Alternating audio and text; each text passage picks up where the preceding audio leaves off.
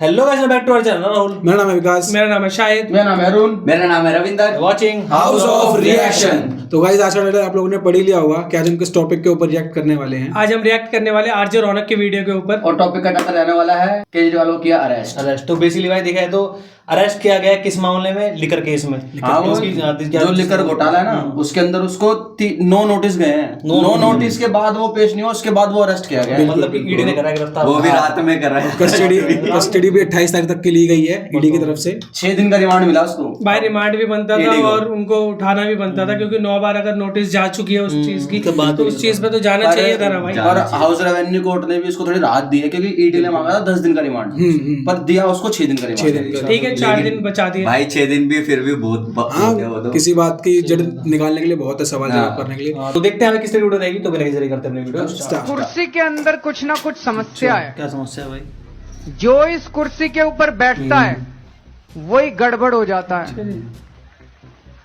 तो कहीं ऐसा तो नहीं खुद भी हो गया भाई कि इस आंदोलन से जब विकल्प निकलेगा और वो लोग जब कुर्सी पे जाके बैठेंगे, कहीं वो ना भ्रष्ट हो जाए, कह रहे हैं कहीं वो ना गड़बड़ करने लगे।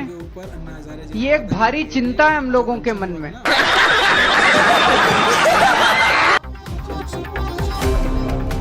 तो भाई लोगों, आखिरकार कई दिनों की लुका छिपी और आंख मिचौली के बाद ईडी वालों ने केजरीवाल जी को धर लिया है। ईडी के 9 बार समन भेजने के बाद भी पेश न होने वाले केजरीवाल जी को ईडी की टीम उनके घर से डोली में बिठाकर ले गई।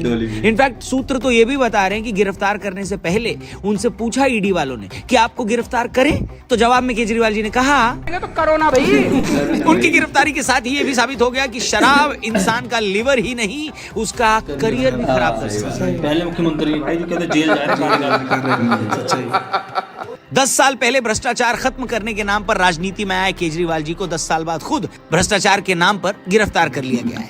उनकी गिरफ्तारी पर जहां उनके चाहने वाले इसे लोकतंत्र की हत्या, मोदी की तानाशाही, विपक्ष का खून, पुतिन का जुल्म, किम जॉन उन का बदला, ये सब बता रहे हैं, तो वहीं केजरीवाल के विरोधी उनके जेल जाने पर पटाखे फोड़ रहे हैं। उनका कहना है कि आखिरकार केजरीवाल जी को उनके किए की सजा मिल गई, कानून ने अपना काम कर दिया। अब बाकी जिंदगी वो तिहाड़ में मनीष सिसोदिया और संजय सिंह के साथ 3 पत्ती खेलते हुए बिताएंगे। मतलब एक तरफ केजरीवाल जी के समर्थक उन्हें दूध का धुला और फिनाइल का नहाया हुआ बता रहे हैं, तो वहीं दूसरी तरफ बीजेपी के समर्थकों के हिसाब से उन जैसा छटा हुआ नेता आसपास के 150 देशों में भी नहीं मिले। कोई नहीं।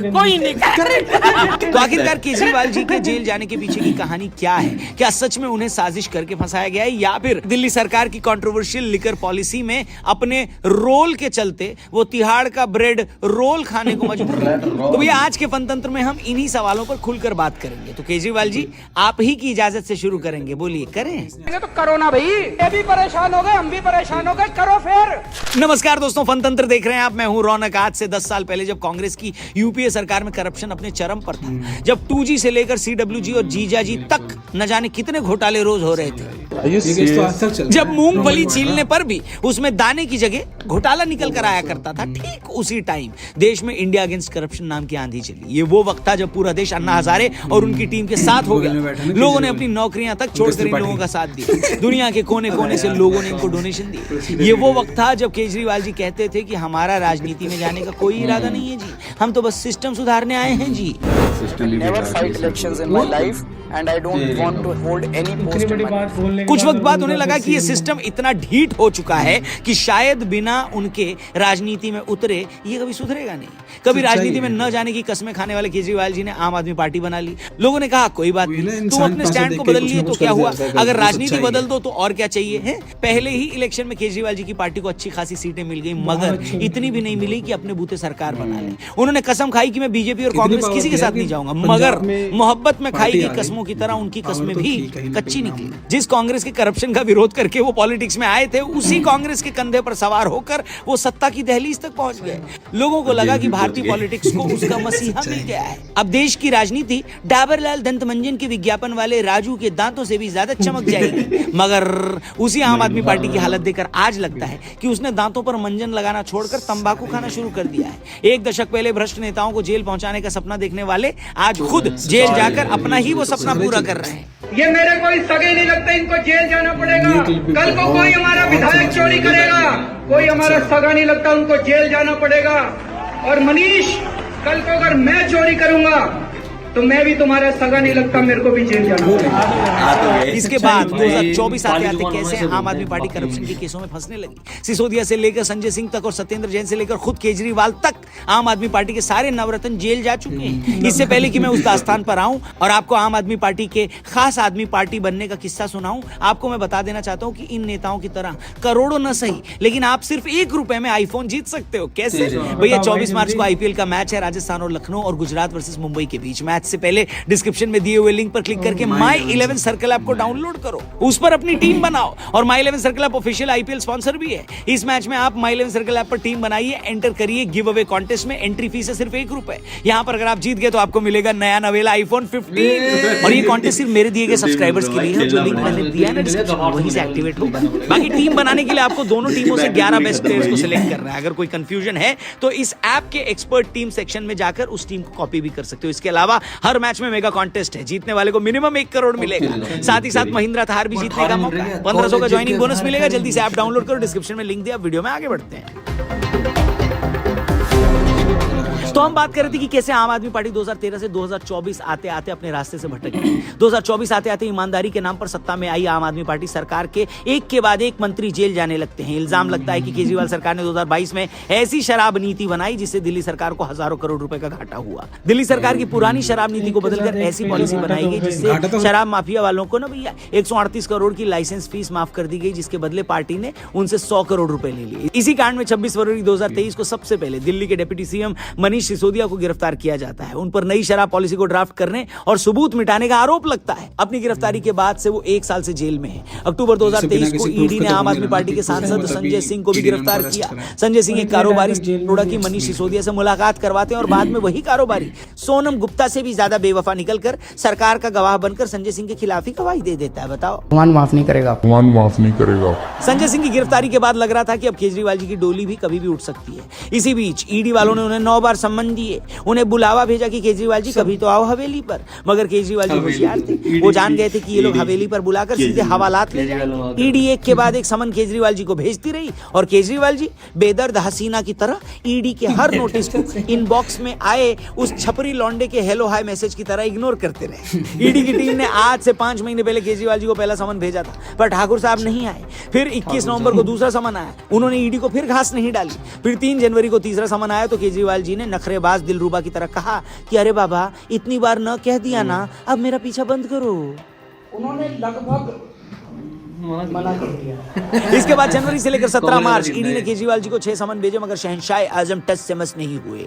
अब जो लोग लगातार इस बात पर छाती कूटते हैं कि ईडी तो सरकार के इशारे पर काम करती है, वो तो फलाने के साथ जाती कर रही है, उनकी जानकारी के लिए बता दूं कि कानून कहता है कि अगर ईडी की तरफ से 3 बार नोटिस मिलने के बाद भी अगर कोई शख्स पेश नहीं होता तो ईडी उसके खिलाफ नॉन बेलेबल वारंट इशू कर सकती है। मगर केजरीवाल जी के केस में ईडी ने ऐसा नहीं किया। इसके बाद उन्हें 6 नोटिस भेजे गए और वो तब भी नहीं आए। इसके बाद जब हाईकोर्ट ने उन्हें अग्रिम जमानत देने से मना कर दिया, तब कहीं जाकर ईडी को उन्हें गिरफ्तार करना पड़ा।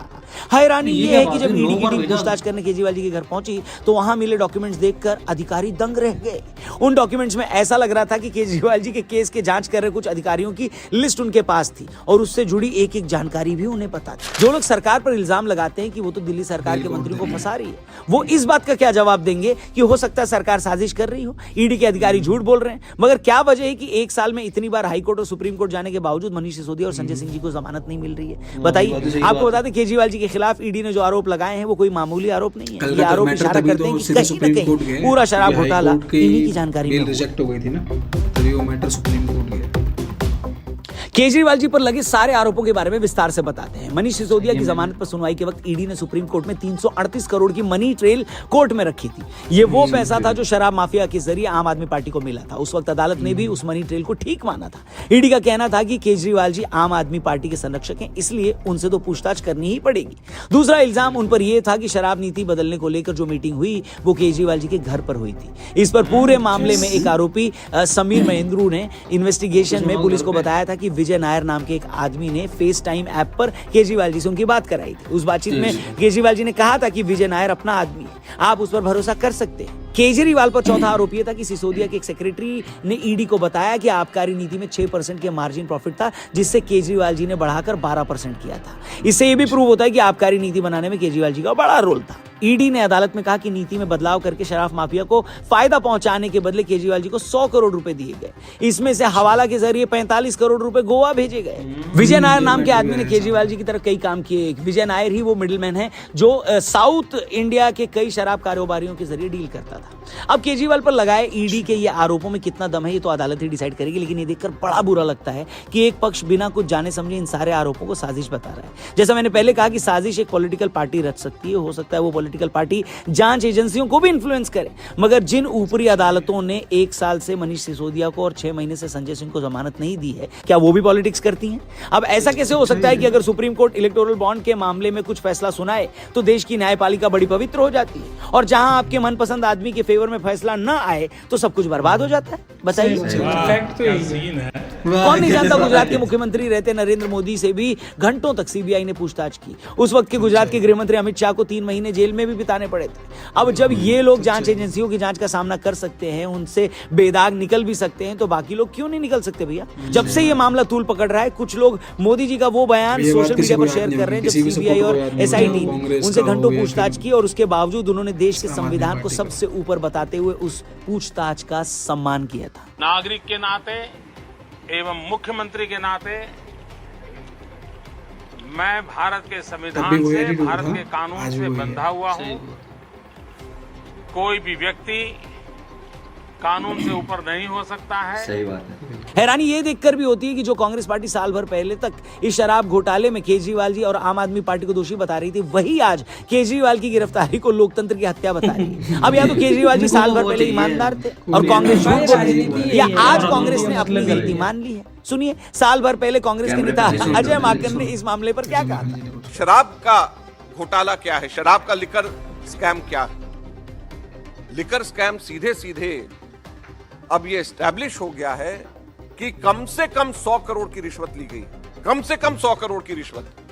मजे की बात यह है कि खुद दिल्ली कांग्रेस और इसके सीनियर नेताओं ने केजरीवाल सरकार की शराब नीति को भ्रष्ट बताते हुए दिल्ली पुलिस से इसकी शिकायत की, और हैरानी ये है कि शिकायत के लेटर वाला वो ट्वीट आज भी कांग्रेस पार्टी के ट्विटर हैंडल पर मौजूद है। देखिए, हम ये नहीं कह रहे हैं कि इस नेता ने करप्शन किया और वो नेता बेदाग है, लेकिन ये देखकर वाकई बड़ा दुख होता है कि जो पार्टी और जिसके नेता इस देश में नई तरह की पॉलिटिक्स करने आए थे, जो नेता देश की राजनीति से भ्रष्टाचार मिटाने आए थे, वो खुद आज भ्रष्टाचार के मामलों में जेल जा रहे हैं। ये देखना सच में बड़ा तकलीफ देह है कि जो पार्टी और विचार देश में ईमानदारी की राजनीति करने आया था, वो इतने कम वक्त में अपनी पहचान कैसे खोने लगा। कभी दिल्ली सरकार पर जल बोर्ड में स्कैम का इल्जाम लगता है, कभी मोहल्ला क्लिनिक में फर्जी मरीजों के इलाज के नाम पर घोटाले का आरोप लगता है। जो पार्टी सादगी के नाम पर राजनीति में आई थी, उसके आते ही दिल्ली सरकार के विज्ञापनों का बजट 4000 गुना बढ़ जाता है। वो इतने करोड़ रुपए विज्ञापन पर खर्च कर देती है। वो 500 नए स्कूल खोलने का वादा करती है, मगर 50 भी नहीं खोल पाती। वो सरकारी स्कूलों की कायाकल्प का दावा करती है, मगर उसके 1000 सरकारी स्कूलों में से 800 स्कूलों में प्रिंसिपल के पद खाली रह जाते हैं।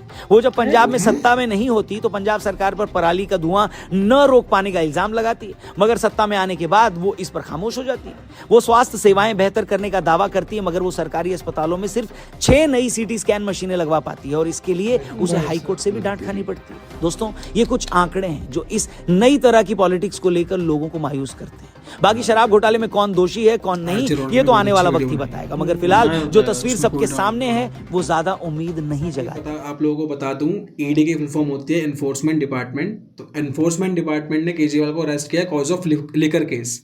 लिकर केस में पहले आपने सिसोदिया जी अंदर हैं, उसके बाद अब केजरीवाल जी आ चुके हैं। तो इसका जो मेन रीजन ये रहा है, जो प्राइवेट ठेके चेंज हुए थे, जिसमें खासकर जो स्कीम आई थी बाय वन गेट वन, उस टाइम पे सारा हुआ है। और क्या कहते हैं, उस टाइम पे ये था बेसिकली कि प्राइवेट ठेके जितने भी खुले थे उस पे केजरीवाल जी पे ब्राइब लेने का आरोप है। हाँ, बस यही है ना कि जो प्राइवेट ठेके खुले थे ना, उनके जो लाइसेंस बटे हैं, बिल्कुल जो लाइसेंस बटे हैं ना, उनके जो पैसे आए हैं, जो ब्लैक मनी के थ्रू आए, बिल्कुल वो चीज, उसकी चीज के ऊपर ये आरोप है। और बेसिकली ना, जैसे कि इन्होंने बताया कि 45 करोड़ ब्लैक मनी उससे भी आए हैं, हवाले के जरिए चलिए गए हैं गोवा के इलेक्शन में यूज हुए हैं पैसे वो वाले। बिल्कुल। और अगर ये भाई गलत नहीं है तो ये बेल क्यों नहीं करा पाया अब तक? अब तक तो बाहर आ जाना चाहिए था। अगर ये चीजें सारी ठीक होती तो अब तक उनको अंदर होना ही नहीं चाहिए था। और अगर इनकी तरफ से भी सोचा जाए कि हाँ भाई बीजेपी इन्फ्लुएंस कर रही है ईडी वीडी को, भाई बीजेपी भी सुप्रीम कोर्ट को थोड़ी इन्फ्लुएंस कर सकती है। बिल्कुल भाई। वो तो देश का है पूरे, उससे क्यों लेके आ पा रहे? वो लोग दिल को तसल्ली दे रहे हैं। हाँ वो तो सच्चाई है, चाहे आम आदमी पार्टी कह लो, कांग्रेस कह लो, कोई सी भी XYZ पार्टी कह लो। पर अगर भाई गलत नहीं थे तो तुम पहले नोटिस पे क्यों नहीं गए ईडी? भाई सबसे बड़ी चीज है 9 बार नोटिस गई है, इतनी बड़ी चीज और क्या चाहिए भाई? सबसे मेन चीज ये देखना, ईडी उनके घर गई है, जो जो उस केस पे ऑफिसर्स लगे हुए हैं ना उनकी लिस्ट मिली है उसके घर से। बताओ और क्या चीज। कांग्रेस ने भाई इनको कहते आरोप भी लगाया है कि भाई जो पंजाब में जो इलेक्शन जो ये जीते हैं उसका कारण ये था कि हाँ भाई लिकर केस में इनको जो जो पैसा मिला था ये सारा पैसा इन्होंने पंजाब इलेक्शन में लगाया। सबसे ज्यादा इन्होंने एक इतने बोलते हैं ना, क्या बोलते हैं, पैसा लगाते हैं क्या? तो उस चीज में सबसे ज्यादा करा था। और ये चीज कांग्रेस पार्टी ने खुद कहा था कि भाई लिखकर जो भी क्या होता है, जो भी चीज हुआ है उसके बिहाफ पे इन्होंने इलेक्शन, उसका ट्वीट तो अभी तक पड़ा नहीं ईडी पर। यार सबसे बड़ी चीज तो ये कह रहे हैं कि इन्होंने स्कूलों में इतना काम करा, इतनी चीजें इन्होंने एडवर्टाइजमेंट करी है, इस चीज के ऊपर ये इलेक्शन में वोट भी ले रहे हैं, और इसमें हम देख रहे हैं कि यार इतना तो कुछ करा ही नहीं उन्होंने। फिर तो यार इतने स्कूलों में प्रिंसिपल्स ही नहीं है, बताओ 800 के आसपास। बताओ कितनी बड़ी चीज होती है कि गवर्नमेंट स्कूलों के अंदर प्रिंसिपल्स नहीं है भाई, मेन जो स्कूल को चलाने वाला मेन बंदा ही नहीं है। जो पंजाब में पराली जलाते हैं उस पे तो पहले इन्होंने वो उठाया, ऑब्जेक्शन उठा रहे थे कि हाँ यार ये क्यों जलाते हैं, क्यों करते हैं ये चीज। जब ये सरकार, इनकी सरकार आई पंजाब के अंदर तो ये चीज छोड़ ही दी इन्होंने, देखी थी कि भाई क्या कुछ नहीं है भाई। पॉलिटिक्स का मतलब ही यही है, पॉलिटिक्स है क्या चीज। इन्होंने यमुना तक को नहीं छोड़ा। मेन चीज तो ये चीज है, यमुना के ऊपर बात करते रहे कि अब यमुना साफ हो जाएगी, क्या पानी पियोगे उसका, ऐसा कर देंगे, ऐसा कर देंगे। वो तो आई थिंक बहुत पुराना वादा हो गया, बहुत पुराना हो गया। मेन चीज तो ये है, इन्होंने इतने जुमले करे हैं भाई, हम इलेक्शन नहीं लड़ेंगे, हम ये नहीं करेंगे, मेरी माँ सबसे बड़ी चीज अपने बच्चों की क्या तो वो खा रहे हैं, कसमें खा रहे हैं। बताओ यार। पर यार एक चीज है कि अभी पंजाब के अंदर सर्वे हुआ था, पंजाब के लोग भी इनसे परेशान है। हाँ सच्चाई है वो तो भाई, रियलिटी अभी सर्वे हुआ था ये वाला, पंजाब के लोग बोल रहे हैं भाई कौन सी पार्टी आ गई। आप इंफ्रास्ट्रक्चर सही कर रहे हो, ठीक है, आपने सरकारी स्कूल की बिल्डिंग बना दी, हॉस्पिटल की बिल्डिंग बना दी, भाई उनके अंदर एम्प्लॉयमेंट तो दो। सही बात है। सबसे बड़ी चीज ही वही है भाई। आप जब एम्प्लॉयमेंट ही निकालोगे तो फायदा क्या उस चीज का? कोई फायदा नहीं। सही बात है। बोलने को 72,000 कैमरे लगवाए थे दिल्ली सरकार ने, जिसमें से मुश्किल 30,000 भी चलते हो। अब तो कोई काम नहीं। वाईफाई तो भूल ही गए यार, बहुत चीजें हैं बोलने के लिए। एक और जुमला निकल रखा है, 1000 रुपए लेडीजों जो इसमें मोहल्ला क्लिनिक दिखाएगा ना, मोहल्ला क्लिनिक में गाइस ऐसा हुआ था कि एक ही नंबर से आई थिंक 35-40,000 बार उस बंदे का इलाज हुआ है। और उस बंदे से पूछा गया कि आप कौन हैं, तो उसे पता कि मैंने तो आज तक पता ही नहीं, I am not from Delhi. ये स्कैम आज तक मोहल्ला क्लिनिक में ही नहीं गया। तो ये बंदे के ऊपर 35-40,000 वो केसेस दिखा रहे हैं कि हाँ मतलब वो इतनी बार आगे कुछ ले जा चुका है। अब इससे बड़ा फ्रॉडनेस क्या लोगे भाई? फ्रॉडनेस एक बहुत बड़ी थी, इस चीज के ऊपर इतनी बात उठी नहीं, बट इस बार लिकर केस में गए हैं तो 7 लिकर केस वाला तो ऐसे भी बहुत ज्यादा ही था। अब ये सोच रहे थे कि भाई हम एमसीडी के अंदर आ जाते हैं, हम ये कर देंगे, हम वो कर देंगे। एमसीडी के अंदर आए हुए इनको 7 महीने हो चुके हैं, मेयर इनका बन चुका है, तब भी ये काम नहीं कर पा रहे। मेयर तो तुम्हारा है, मेयर के हाथ में होता सब। हमारे फ्रेंड्स एमसीडी में उनकी सैलरीज नहीं आ रही, जब नहीं काम कर पा रहे हो। भाई देखा जाए तो जिसके साथ से ये उठे थे अन्ना हजारे जी, मेन चीज देखो ना, जिनके साथ से ये उठे थे अन्ना हजारे जी के साथ से, उन्हीं को इन्होंने पीछे छोड़ दिया यार। करप्शन के लिए वो उठे थे कि करप्ट नहीं होना इंडिया को, बट यही करप्ट हो गए यार। भाषण तो उन्होंने ही दिया था, सारी चीजें इनकी खुद की है कि हम कभी पॉलिटिक्स में नहीं ज्वाइन होंगे, हम कभी ये सब चीजें नहीं करेंगे। राजनीतिक दलदल है, उस दलदल में इतनी बड़ी बड़ी बातें बोलने के बाद आप सीएम बन रहे हो, आप उस चीज के लिए कर रहे हो और सबको फ्रॉड कर चीजों को करा रहे हो। आप खुद देखो ना, आप 10 साल के अपने कैरियर के अंदर आप खुद जेल में हो। अगर आपके काम अच्छे होते तो सर आप अंदर थोड़ी होते। अगर की पार्टी सही होती, आपके पार्टी के कार्यकर्ता सही होते या एमएलए या विधायक सही होते तो आज वो जेल में नहीं होते। और अगर जेल में जाते भी है ना, बेगुनाह इंसान जेल के अंदर रह सकता है 2 महीने 3 महीने, बिल्कुल ठीक है। बेगुनाह इंसान जेल के अंदर 6 महीने ही रह सकता। साल हो गए। आज के टाइम में देखा सबसे ज्यादा नफरत इस वजह से भी इनके साथ गठबंधन करेंगे, जिनको इन्होंने क्या तो भ्रष्ट बताया, अन्ना हजारे ने जिनके खिलाफ करा, उन्हीं के साथ में इंडिकेटर बना के बैठ गए। अब ये नहीं दिख रहा है जैसे 2024 के अंदर हमारे पीएम का चुनाव है, ये ना कोई एक ऐसी पार्टी नहीं है बीजेपी के खिलाफ जिससे गठबंधन बनाने की कोशिश ना कर रहे हो। भाई बीजेपी एक इतनी बड़ी पार्टी हो चुकी है ना कि उसको तोड़ने के लिए इनको कुछ ना कुछ करना पड़ेगा और ये अपनी एड़ी से चोटी तक का जोर लगा लेंगे इस चीज को तोड़े। उनको पता है कोई सिंगल पार्टी हरा ही नहीं सकती भाई उनको, और भाई इतनी बड़ी पार्टी हो चुकी है। ईडी ने तो अभी एक चीज लगाई भी नहीं है, नॉन बेलेबल वारंट तो लगाया भी नहीं है। ये चीज जो तीन वारंट के बाद नॉन बेलेबल लग जाता है, इनके पास नोवा गया है, उसमें तो 3-4 बार लग जाएगा नॉन बेलेबल। मैं देखा था भाई केजरीवाल के कार्यकर्ताओं को, उनके टीम के लोगों को ये चीज देखना पड़ेगा कि हाँ भाई जल्द से छुड़ाए, वरना भाई इनका तो कांड हो जाएगा। 28 तारीख को तो पता चल ही जाएगा, 28 तारीख को पता चल ही जाएगा कि क्या होने वाला है और क्या नहीं। तो आई होप गाइस वीडियो आपको अच्छी लगी हो तो चैनल को सब्सक्राइब करें, ज्यादा से ज्यादा लाइक करें, ज्यादा से ज्यादा शेयर करें, ज्यादा से ज्यादा कमेंट करें, कमेंट करके बताएं कि आपको इस वीडियो को कैसा लगा। तो आज के लिए तो नहीं, बाय।